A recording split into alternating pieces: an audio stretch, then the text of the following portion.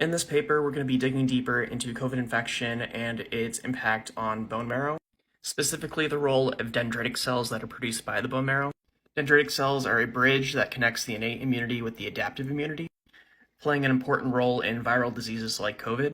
Here, we're going to pay special attention to the possible mechanism of dendritic cells in human viral transmission and clinical progression of this disease. So it's important to note that this is something that just exists.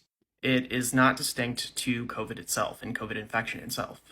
As shown in this figure here, COVID interacting with a dendritic cell first produces a pro-inflammatory cytokine reaction with chemokines in type 1 interferons. And then these dendritic cells can spur on native T cell development and active T cells, or the development of B cells and antibodies. And this is what it means when they're saying it's the quote-unquote bridge, is that it's the sort of the in-between mediator. So you have the interaction with the virus causing it to generate these responses. So these dendritic cells mature, so they're immature when they're interacting with the virus, and they mature during bodily injury, inflammation, microbial invasion, or tumor growth. So when something like COVID stimulates them to go into action and to mature, their ability to produce immunostimulatory cytokines will be enhanced. So they're going to be giving off these cytokines, and then they'll migrate, once they're mature, to the lymphoid tissues. And once they migrate to those tissues, they're going to be presented to the CD8 and the CD4 T cells to either do that memory or active immune response. Very importantly, however, if the maturation process of these dendritic cells can't be completed successfully, it will impact the initiation of the adaptive immunity response. So if you don't have that bridge that I showed you before, if these dendritic cells are interrupted, they don't make it to the lymph nodes, then they're not going to be producing these T cells and B cells. So to reiterate, dendritic cells are bone marrow-derived cells that are distributed throughout the body as immature dendritic cells. And once these are activated by a pathogen like COVID, a maturation process is initiated. And these are the two pathways that it can go to. Dendritic cells have a positive effect if they're being part of the innate immunity. This is the cytokine release through pro-inflammatory cytokines, chemokines, and type 1 interferons.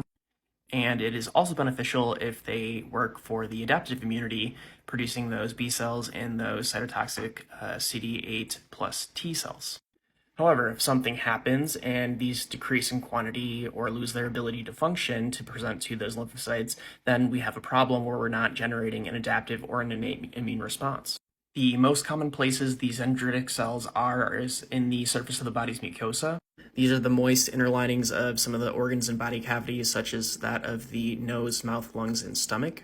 And importantly, ACE2 receptors are also expressed in the interstitial dendritic cell. So on these dendritic cells, you have ACE2 receptors. So COVID can attach to these through the ACE2 receptor, and we've also seen that dendritic cells also can attach to the CD147 spike protein, which means that COVID has two targets that can attach to these dendritic cells to disrupt their functioning.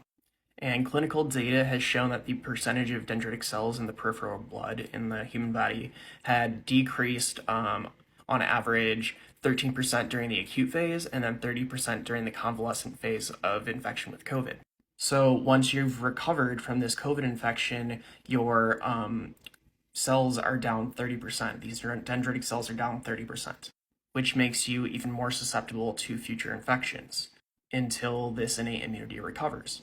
And this is the current theory of how COVID is impacting these innate and adaptive immune responses based off of clinical data.